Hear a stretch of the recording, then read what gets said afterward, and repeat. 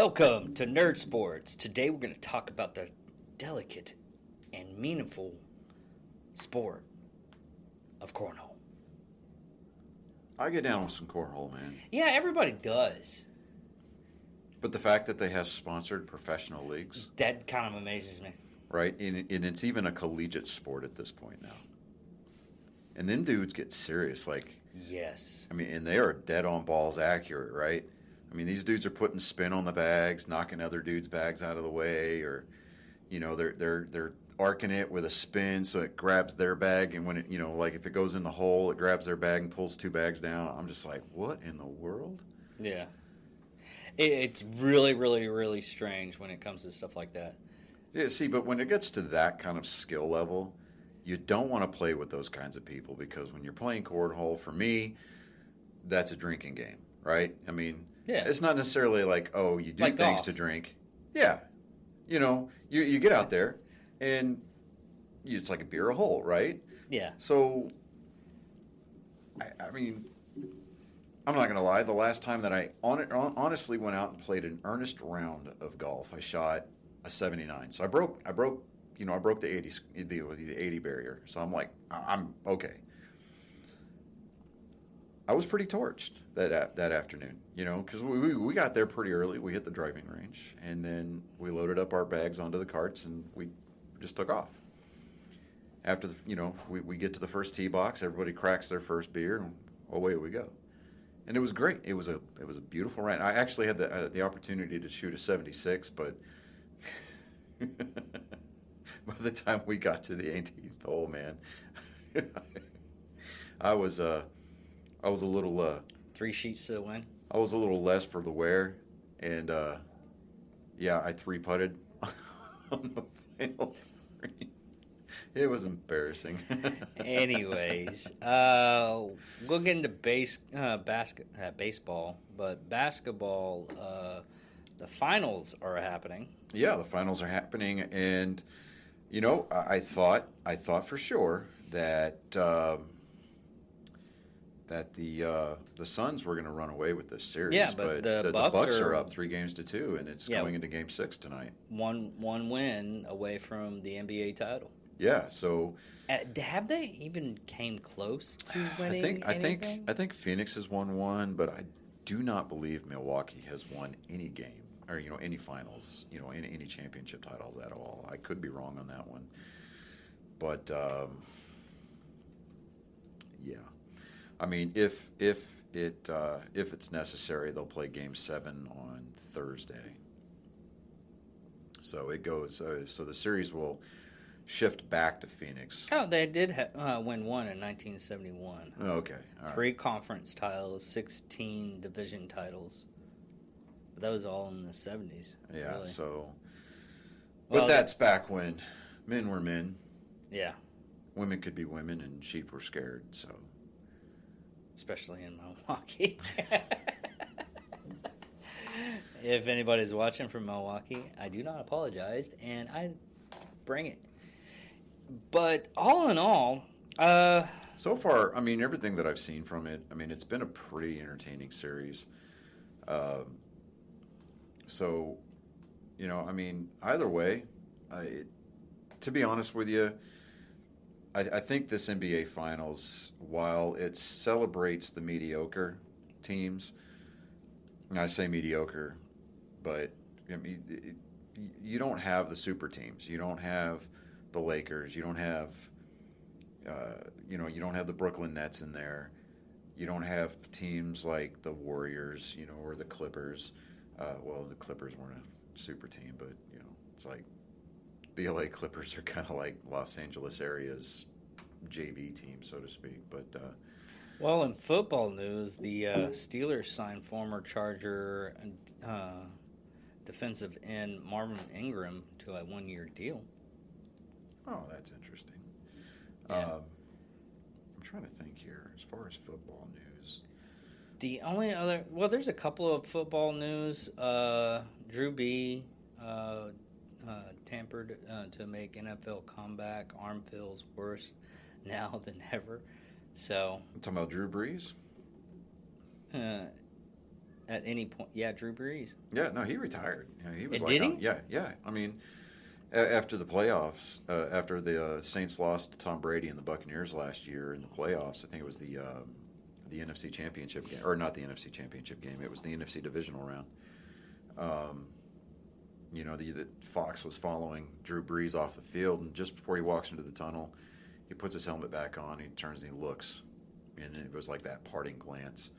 Um, That no, last ride. Yeah, that. Hey, it was a good ride. Thanks for the memories, kind of a deal. But you know, I think Drew Brees just kind of needs to stay away from the Joe Montana,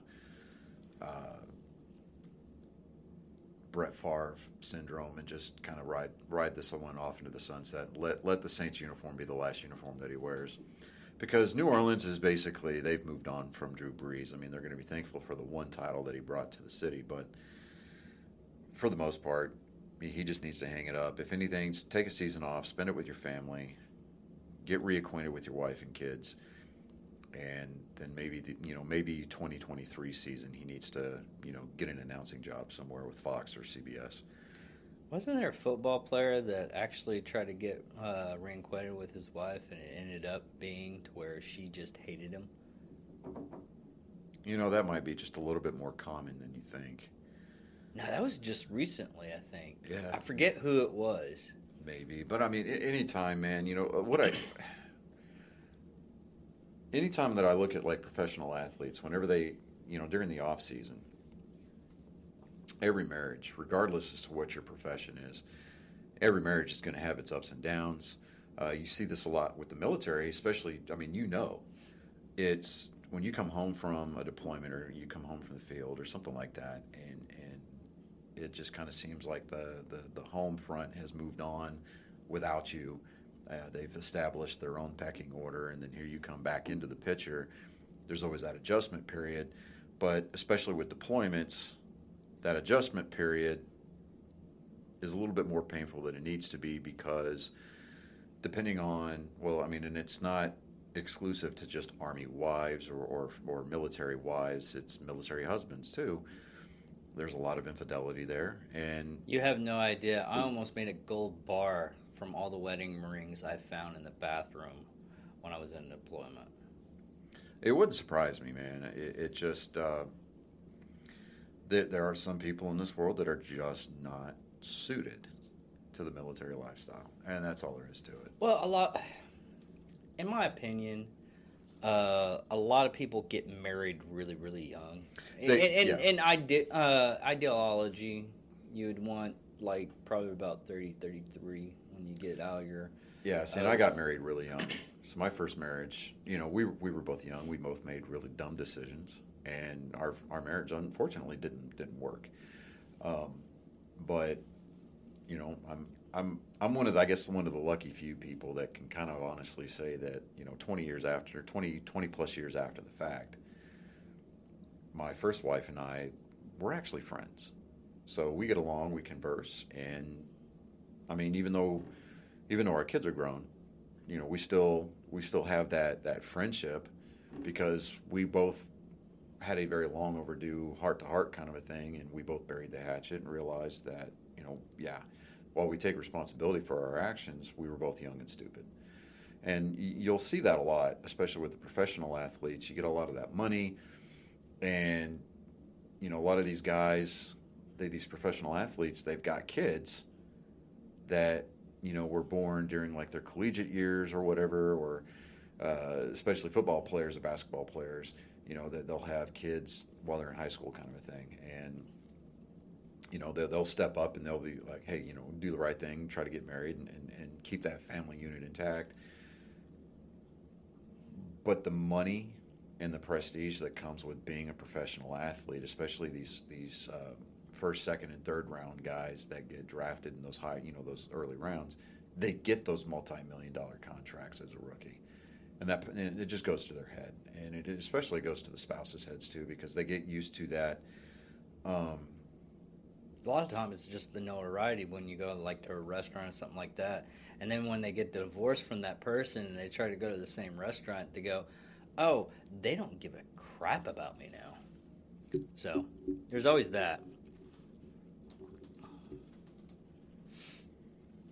Yeah, and it is, and that's exactly right. But it's unfortunate that you see a lot of that, and I think that it's and I don't want to be wrong on this, but from a lot of what I see, because you don't really see a lot of that divorce news in the that those divorce headlines in the news so much anymore. So I'm really hoping that it's swinging the other way as far as that trend is concerned. So, you know, well, they got better news stories now because they're usually doing all the political news now. True. Which is really sad. Yeah, I mean, true. There's that, but at the same time, you're still, especially the higher profile athletes like the Drew Breeses, like the Phillip Rivers. I mean, Phillip Rivers is this dude. This dude, I'm telling you, he was a fertile individual. So there's that whole thing there. But anyways, moving on. So baseball news.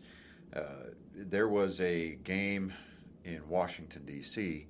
between the Padres and the Nationals, and I believe it was the fourth inning, if I'm not mistaken. There was some shots that were heard, and they weren't exactly sure where the shots were coming from. So the players came off of the field, and fans were being ushered out of their seats. Now, this is one of the few classy things that I will ever give Manny Machado, who plays third base for the Padres. The dude's he's a dirtball.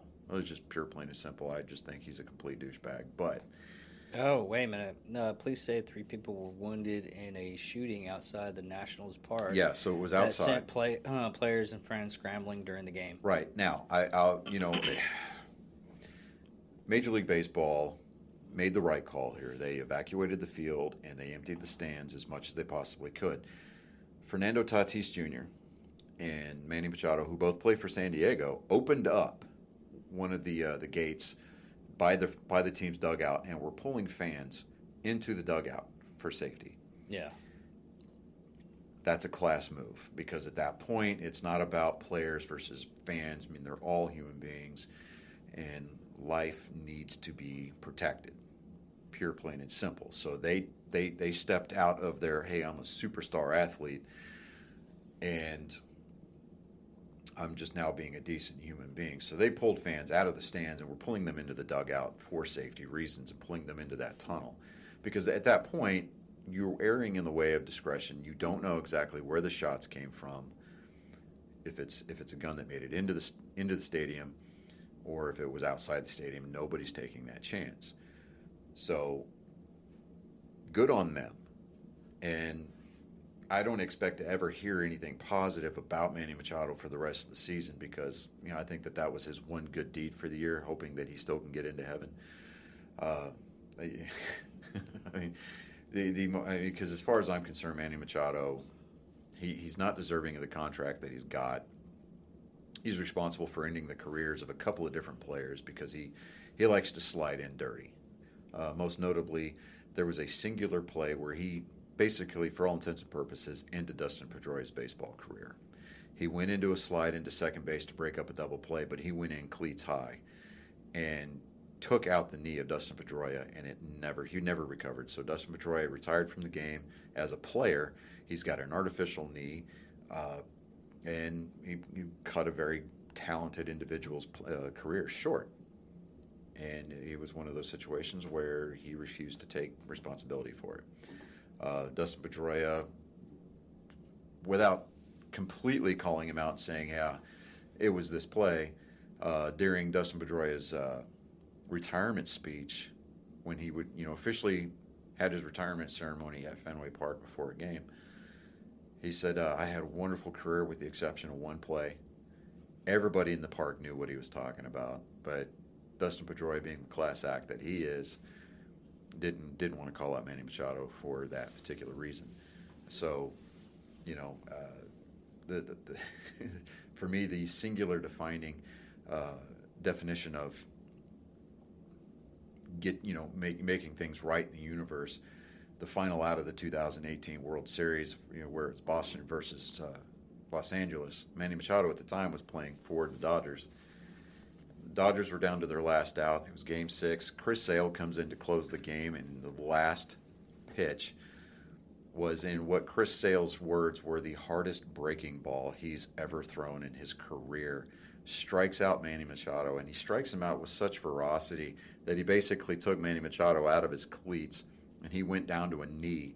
And if you look at the still photo of that final strike, it looks like he's spelling the word out, K, or the letter K, out with his body.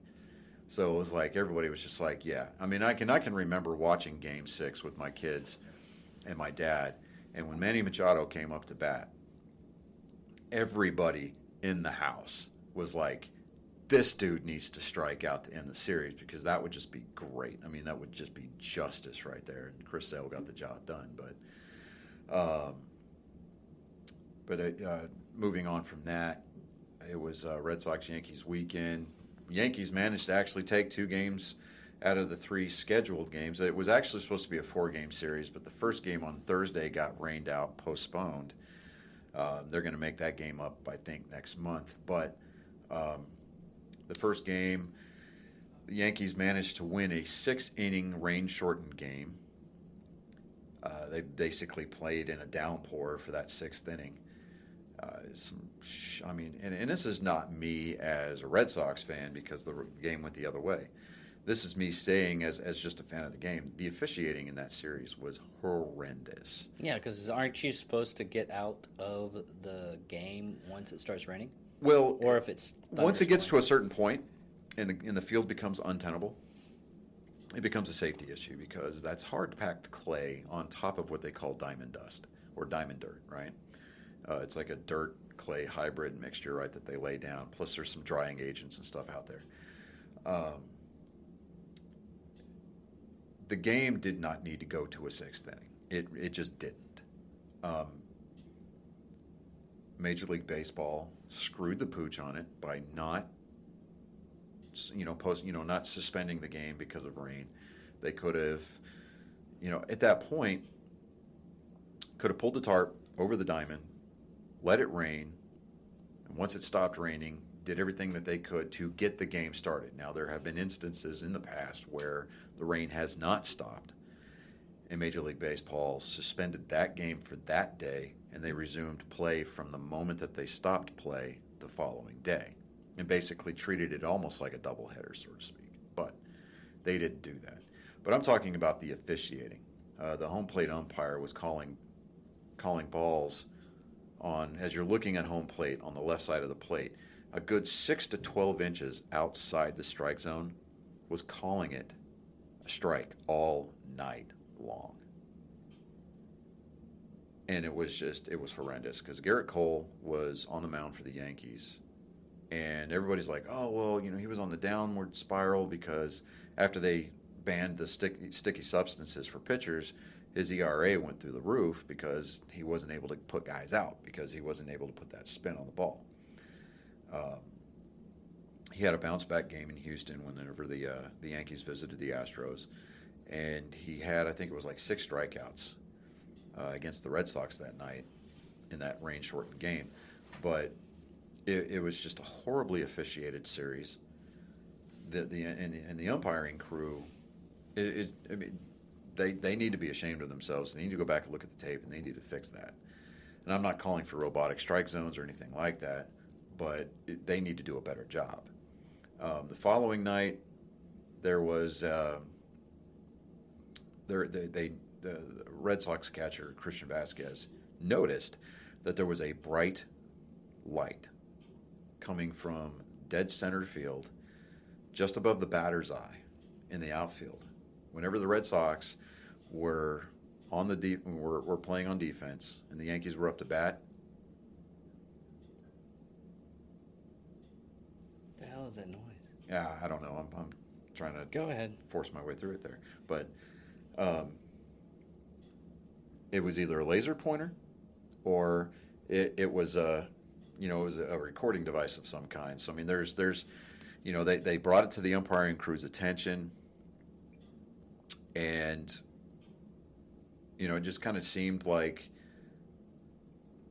any time the Yankees were up to bat, they were hitting everything. Excuse me. You need some water? Oh, no, I'm good for right now. If I need anything, I'll just grab that 300 up there. But, dadgum. Yeah, let me get you some water. Yeah, give me a bottle of water. But they brought that up to the officiating crew's attention. They didn't do anything about it, and the Yankees handedly beat the Red Sox. I think it was like 9-1 or something crap like that on Sunday night. But something of note. Thank you very much. Welcome. Something of note that during the Saturday night game, there was a Yankees fan who threw a ball from the stands and hit Alex Verdugo in the back. Is he just being a douchebag? Yeah, well, this new generation of Yankees fans has caught the ire of the entirety of Major League Baseball's fans. Because the last time Yankees fans were notable, were notorious for throwing crap from the stands out onto the field were the fans during the 60s. And it was just your typical dumpster fire. Look at us, we're fans of the Yankees, and you're not. I mean, you could almost equate that to the fans of a majority of the fans who go to the games in Philadelphia for the Eagles. And anybody who knows anything about the history of the NFL, during the 70s, 80s, and even into the 90s, anytime a team went into Philadelphia, especially if it was a divisional rival, like, say, the Dallas Cowboys, the fans in Philadelphia were just horrible. I mean, they would even, like, during the winter, whenever it would snow up there, they would take, like, D-cell batteries and pack them into snowballs and throw them at players on the field. Didn't they have, like, a riot every time they would win the Super Bowl? You mean the one Super Bowl that Philadelphia's managed to win? Yeah. But, I mean, they basically burned a corner of their city down just because they don't know how to act.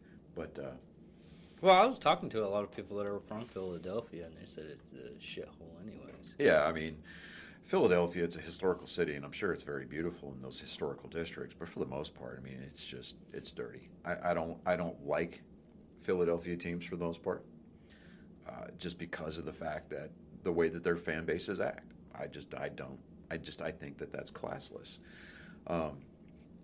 But getting back to the Red Sox-Yankees game with this particular incident, this fan was caught almost immediately. And because of the age that we live in as far as social media, and everybody's got a camera, and everybody can live stream, everybody can tweet, everybody can do TikToks, this fan was pointed out immediately, not only to the players on the field, the umpiring crew on the field, but the security detail on the field and in the stands. And he was immediately removed from the stadium, which is what he should have been. And he's banned for life. The Yankees and Major League Baseball both issued a lifetime ban to all 30 parks for this particular guy. Yeah. So he can no longer purchase tickets in his name. And if he is caught attending a game at any of the 30 Major League Baseball parks, whether they are current parks or parks that have yet to be built, if he is caught attending a Major League Baseball game, he will be hit with a criminal trespassing charge and thrown back in jail. And it serves this guy right. Now, people that watch us or listen to us know that I'm a Red Sox fan, and they would be probably quick to point out that in 2018, a fan who had a seat in the Green Monster seats threw a ball from the Green Monster and managed to hit Giancarlo Stanton rounding second base during his home run trot. At the time, I was like, that's an impressive throw, because at the time, yes, it was an impressive throw, because basically this guy from past the warning track managed to hit a moving target in the infield. But that is still a classless move. Still think that particular fan needs to not be allowed to attend a Major League Baseball game. Watch that shit from home. But as far as purchasing a ticket or being allowed back into any of the 30 ballparks, absolutely not. I don't, and I had pointed this out to, to my girlfriend and her sister when I took everybody, I took my kids and everybody to the Astros game a week and a half ago when they were playing the A's. Yeah, it was a week and a half ago. So, Matt Olson. It sounded like you tooted. I know it did. It doesn't even have a bouquet. I was kind of disappointed there. Yeah. But Matt Olson hit a home run for the Athletics, and everybody was booing, and then everybody started cheering, and everybody's like, so everybody it's in our section is like, well, what the hell happened? Well, an Astros fan, got that ball and threw it back out onto the field. Okay. Well, I get the whole, hey, look at me, I'm being a super fan for my team, and it's just a huge act of defiance. If you don't want the damn ball, give it to a kid. Because, that kid's not going to care who hit the damn home run. That's a home run ball. That's a souvenir. Yeah. To me, I think it's just a trash move. It's Bush League. And I mean, because look around where you're sitting. I guarantee you that there's going to be at least one kid sitting in those stands. I mean, even if, say for example, if I'm at a game where the Yankees are playing, if a Yankee player hits a home run and I just happen to be the soul that caught that ball, as a Red Sox fan, I'm not going to physically touch the ball because there's not enough holy water to get rid of that burn. I'm going to look for a kid in the stands that might be wearing a Yankee pinstripes jersey. I'll open my glove and be like, "There you go, kid. Grab the ball." Give it to a kid. Wouldn't you have to burn the glove too? No, because I can put oil in the glove. And in my mind's eye, it came off a Yankee bat. I caught as far as I'm out. As far as I'm concerned, that douche nozzle's out. You know what? It just reminds me of that one scene from Basketball where Mr. October did his last home run and everything. Right. He's like, Coop caught the ball. He's like, I don't have your dead ball. He goes, never could find that person that caught that home run ball. I sure would have liked to have had it. And he's like, yeah, and I'm the one that caught it. Yeah. Yeah, I remember that. That movie was entertaining on so many different levels. Yeah. It's one of the last bastions of good comedy. Yeah. We don't have stuff like that anymore. No, because everybody's too woke. But actually, I was thinking of this to myself here recently. We don't have that kind of movie comedies anymore, but we do have a lot of TikTok and stuff like that are basically like the old. It's like the old Vine comedy. app. Yeah. It's the old Vine app. I mean, everybody's doing it for the Vine. Now we're doing it for the TikTok. But yeah. And to me that's tragic because TV series is like the Office. They just wouldn't work on today's TV. They wouldn't. And even to an extent, Friends wouldn't work on today's television. That didn't work for me either. Well, I'm a fan of The Office. And it was too slow for me. Well, I get it because that deep cerebral type comedy it gets over a lot of people's heads, so I understand. It's like baseball's a smart person's sport, so it's whatever. Moving on. Dick. But no, I like the obscure comedies like Breaking In, to where you have to actually or Naked Gun. Yeah, the Naked Gun. I mean, it was a lot of slapstick. There's a lot of stuff you had to pay attention to. Airplane was the same way. Both of the movies. Yeah. But I mean, you had to pay attention to it. If you didn't, you wouldn't be able to get a lot of the jokes that are in it. Right. Like when OJ stabbed a melon. I mean, I was laughing my ass off. Right. But getting back to baseball a little bit, it just classless. It really shows how much of a douchebag you really are with something like that. Yeah. And Alex Verdugo is one of those Renaissance players that you don't really see a whole lot anymore. He engages with the fans in the stands because he appreciates the fact that they're there and he's getting paid to play a game. He'll have conversations even with fans of the team that they're playing against, and he'll joke around with them. He's been mic'd up a couple of times where he's talking to fans in the stands. in between innings. And he's a very popular player. He's got a great personality. But if you could read lips and you watched the telecast, I mean, the number of F-bombs that Alex Verdugo was dropping in the direction of that fan was impressive. And, you know, I mean, even if it was like, you know, and again, like I said, it's stated before, even if it was a Red Sox fan that threw and hit a Yankees player, ban that guy. Yeah. 100%. It's a no-class Bush League thing to do. There's no place for it. You stop play on the field. You stop the game. You have, at that point, directly intervened into the pace of play.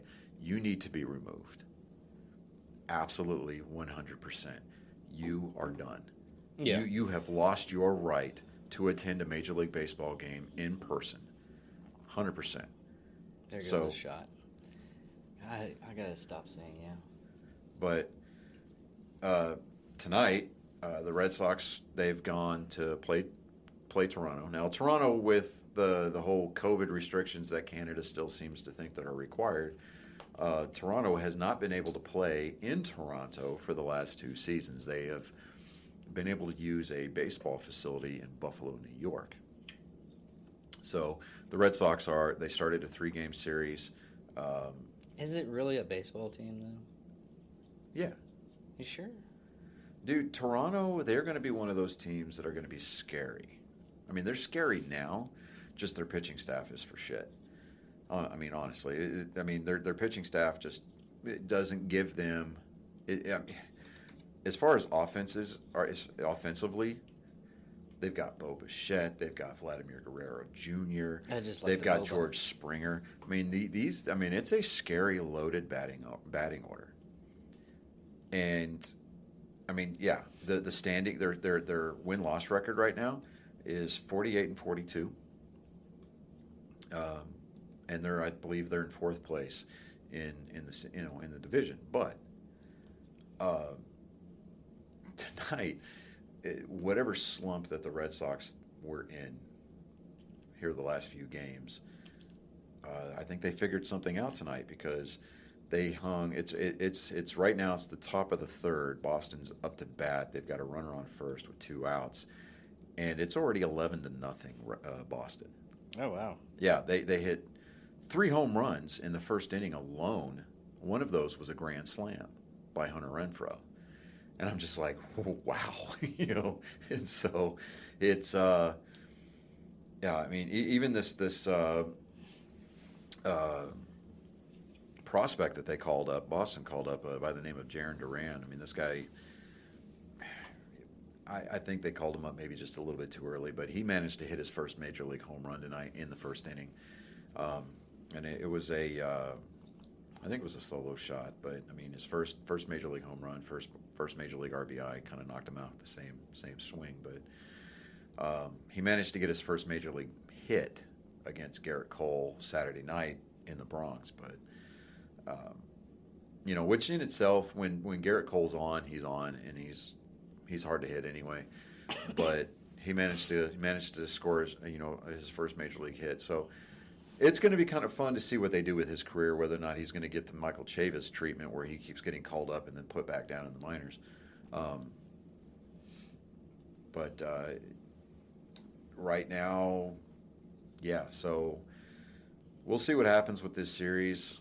Hopefully the Red Sox bullpen doesn't do what it did in the Bronx and kind of implode and give up leads or make games unreachable. But I doubt very seriously that we're going to get a shutout out of this. But it'd be nice to see us actually kind of like win a series because we've lost the last 3 going into tonight. But with all that being said, here's a weird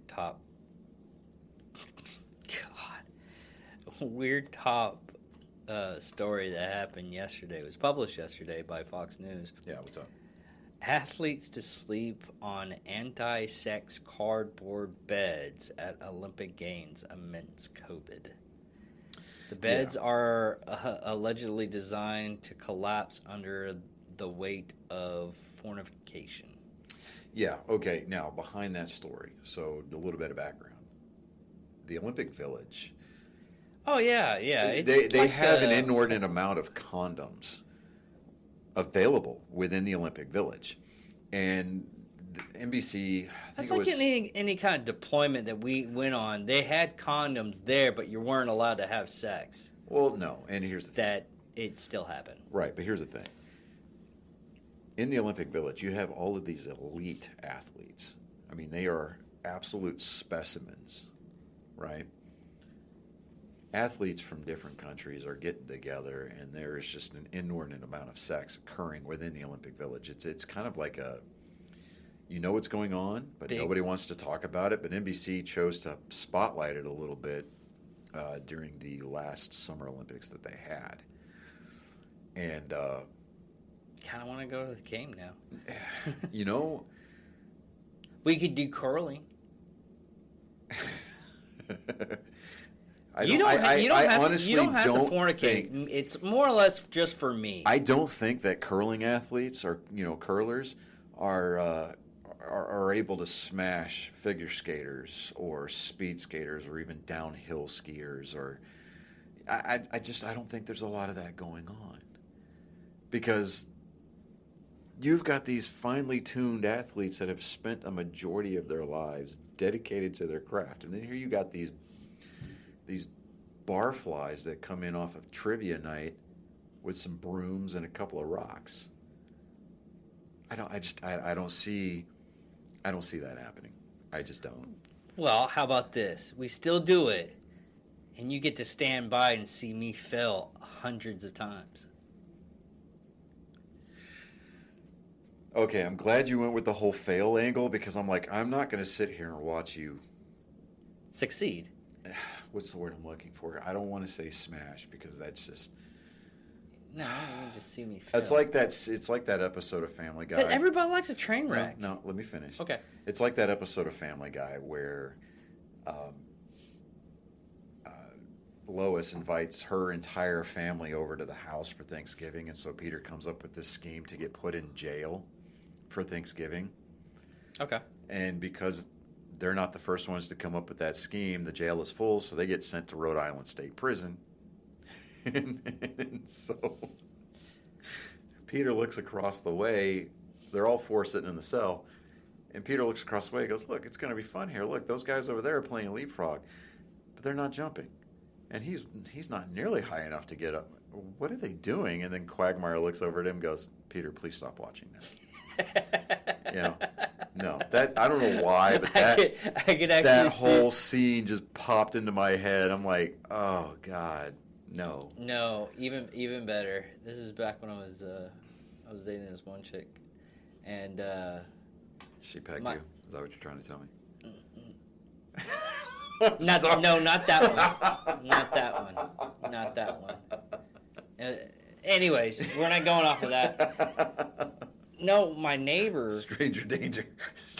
My neighbor's husband came up to me and was like, "Hey, not for nothing, and I applaud what you do, but could you have your girl be a little bit quieter, because my wife thought you were killing a chick in your room." I was like, "Well, kind of was, but yeah, I'll get her a ball gag, no big deal." Yeah. Okay. All right.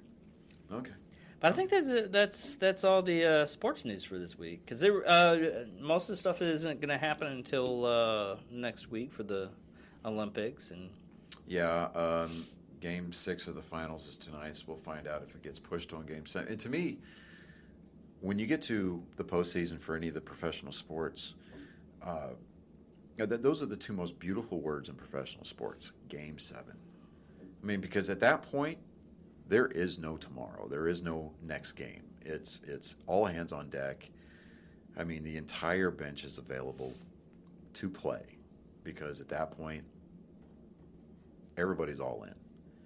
And you really see who wants it more. And that's just my take on it. Game 7 is the two most beautiful words in professional sports. I really do. I really do believe that. Now, if the NFL were to adopt like a best of 7 series, I mean, on top of the fact that would just make the playoffs horrendously long. Yeah. I mean, I was like, I can't stand. imagine?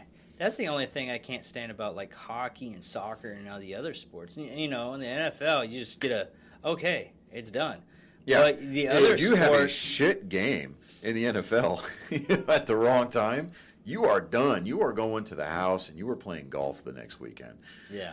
But, I mean... The other ones, you could have, like, a draw... Like, soccer, you could have, like, 3 draws, but you still be in the competition. Yeah. Hockey, basketball, and baseball, I mean, that's where it's at. Because you see... I mean, they play a series of games. And it's you have to consistently and constantly evolve and change your play, and because you know that other team is making their adjustments. If you beat the shit out of them the night before, they're going to make adjustments and they're going to come at you with a little bit of fury the following night. You may still end up beating them, but you will. You're going to know that you were in a fight because that other team made their adjustments. Baseball, one of the reasons why I love baseball is because unless it's a blowout, a lot of times it goes right down to the absolute wire. And sometimes we get that bonus baseball where we're playing extra innings and everybody's like, well, we paid for 9 innings and we're getting 10, 11, 12, 13 innings. But to me, that's where it's at, especially when you get to things like the World Series. You get like the Game 6 or the Game 7s, and you get that high-intensity drama.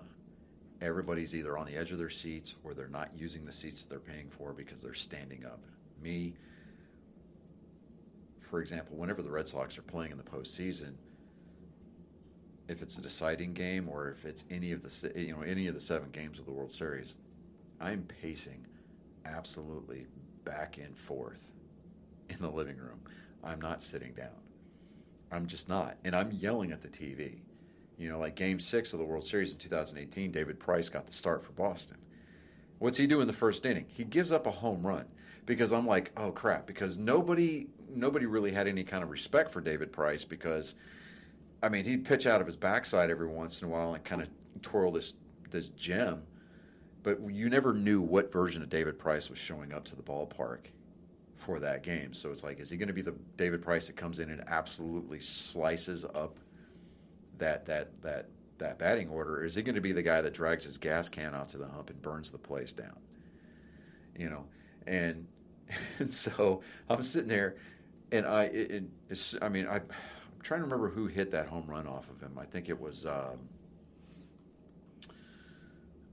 cannot remember. The dude's got a red beard. I cannot think of his name off the top of my head. But is it kind of like Jerry Garcia? If you actually went to go see the Grateful Dead, you didn't know what kind of Jerry Garcia. Are you going to get the Jerry that's playing everything off tempo, or are you going to get the guy that sounds like the studio musician? Yeah. It's kind of like that. But when he gave up that first inning home run, I'm yelling at the TV. I'm like, no, not this version of David Price. Are you kidding me? And I'm yelling at the TV. And my dad's there. My son Colin, my son Chauncey were there. They were just looking at me, and I'm like, oh my God, what is going on here? And then after that, he was lights out. It's like he had that small little hiccup in the first inning, but then he pitched, I think it was 6 or 7 innings that night. And he ultimately got the win for the game, but then obviously Chris Sale comes in to finish the game out in the 9th, and he gets those 3 all important outs, including the strikeout of Manny the douchebag Machado. But so past all that, man, I really don't see a whole lot of sports news. So I mean, it's relatively been kind of a slow week. And Danny Santana just hit a solo home run to make it 12-0 Red Sox. And we already talked that what's his name, Richard Swanson. Richard Sherman. Yeah, Sherman. He pleaded not guilty. Yeah, that's not going to go well for him. And unless he gets one of these like absolute Johnny Cochran reincarnated type lawyers that gets him off on a technicality, I see this guy getting. It could go one of two ways, and the NFL really needs to be aware of how they handle this. If he comes out with a guilty verdict, or if he pleads down, the NFL needs to hand out a suspension. Like, look, dude, you are suspended for the first 8 weeks of the season. Yeah, because you got to basically get your freaking head right. Yeah, I mean, yeah.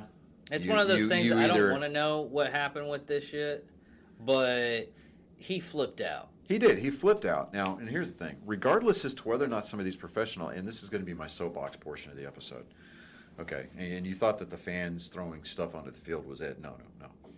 Whether these players, regardless of the salary that they make, whether they choose to acknowledge it or not, professional athletes are role models to kids. They are. That is just it. Because when a kid looks at a player, regardless of what team they play for, how much they make, that player is idolized or looked up to by a kid somewhere. Yeah. They are a role model. Even if they don't want to be a role model, they are looked up as such. You need to be held to a higher standard. You once you step into that professional athlete role, you need to be beyond reproach. I wonder how many kids cried after they found out Michael Vick killed puppies. You know, Michael Vick didn't do he didn't do anything for his career. No, but absolutely. He still got a career after he got. He did. Now, which was ridiculous. He did. He did what he was supposed to. He served his time in prison. He did his rehabilitation, and he did what the league required him to do to be reinstated. He was given a shot to play by several teams, and for the most part, he stepped in and he did his job. Yeah, you kind of got to give it from that one. From an athletic talent standpoint, Michael Vick did his job after his crime. He atoned for his sin for the most part. There are a lot of people that are not going to be able to forgive him because of what he did to dogs. While I would like to say that I am, willing to forgive and forget, the guy has been through the ringer. Okay. Now, am I going to invite him over for dinner? I don't know. I mean, honestly, can't say that. I can't say that I would. I can't say that I wouldn't. Because the guy did he paid his penance, at least in the eyes of man-made justice was concerned. It's not my place to judge where he's going to spend an eternity. It's not my place to say that he is or is not a douchebag. I mean, but getting back to my point, these people are role models, and they need to understand that they are looked at through a different prism than everybody else.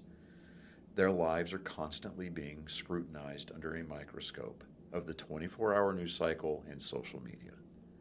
Yeah, anytime you're popular like that, you're being scrutinized. Yeah, so I mean, and it's just kind of like, okay, so my kids, they wanted to watch that new Space Jam movie this weekend. Yeah.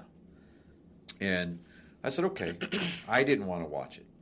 I didn't want anything to do with it, just simply because it's LeBron James, and I have no use for LeBron James as a person. Okay, he cries way too much. He thinks too much of himself. Athletically, he acts well on the court because, well, I mean, if you breathe wrong in his direction, he collapses and screams foul. Right? So I mean, that's a great act.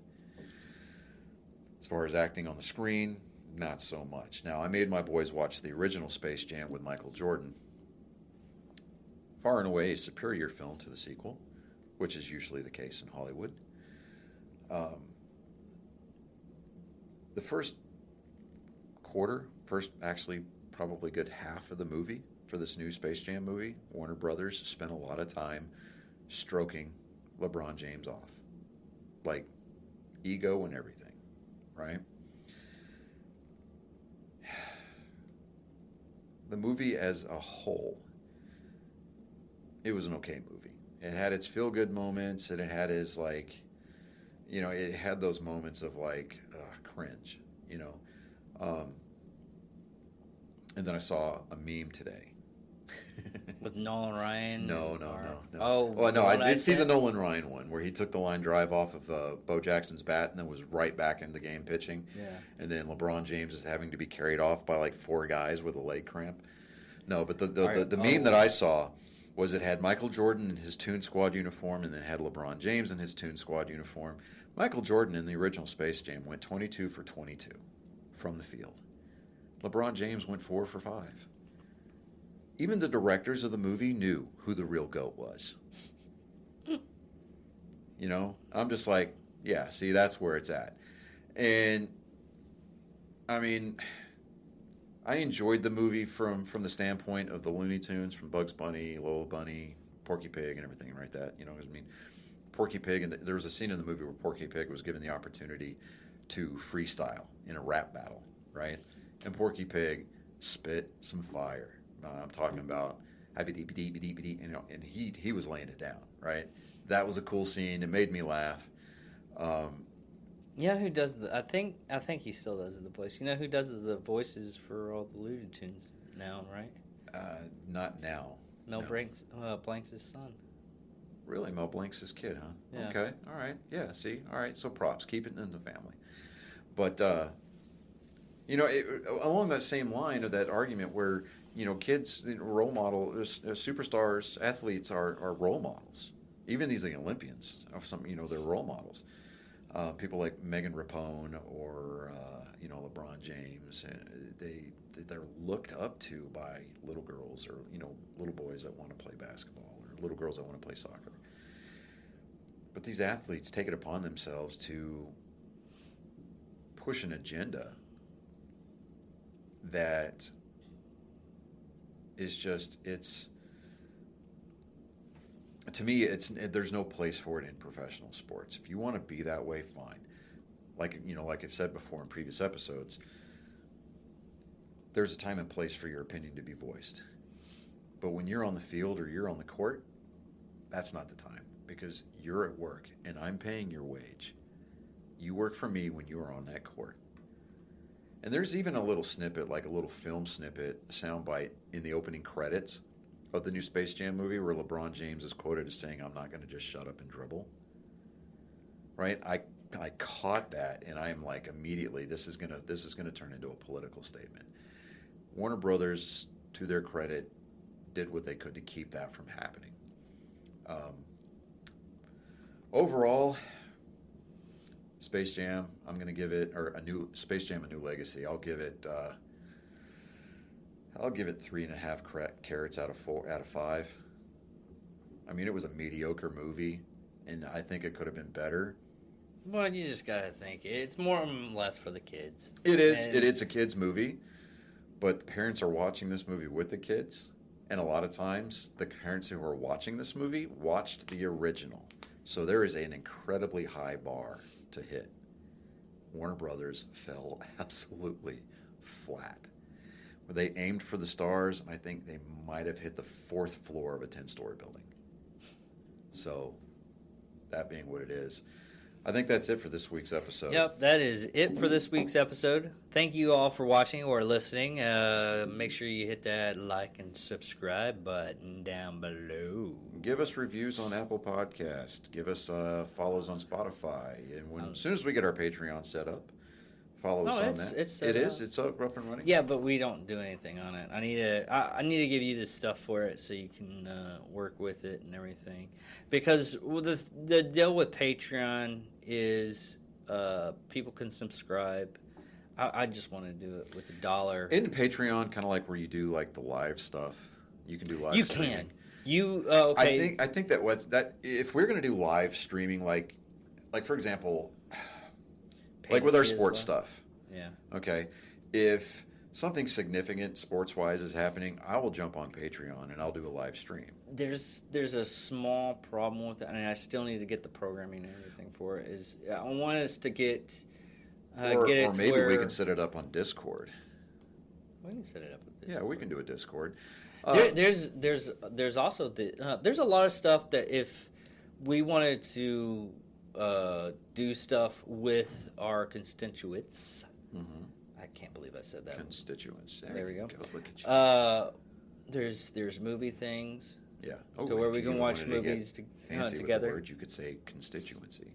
Yeah. There's movies that we could watch together. There's like movie apps. Yeah. I know Dan Cumming does it a lot with scary movies because he has the whole scary movie stuff, and I think Kevin Smith does it a couple of times with. Like especially he does his Marvel reviews. I remember watching his Marvel review whenever he was doing his take on Guardians of the Galaxy Volume 2, and he absolutely, legitimately cried.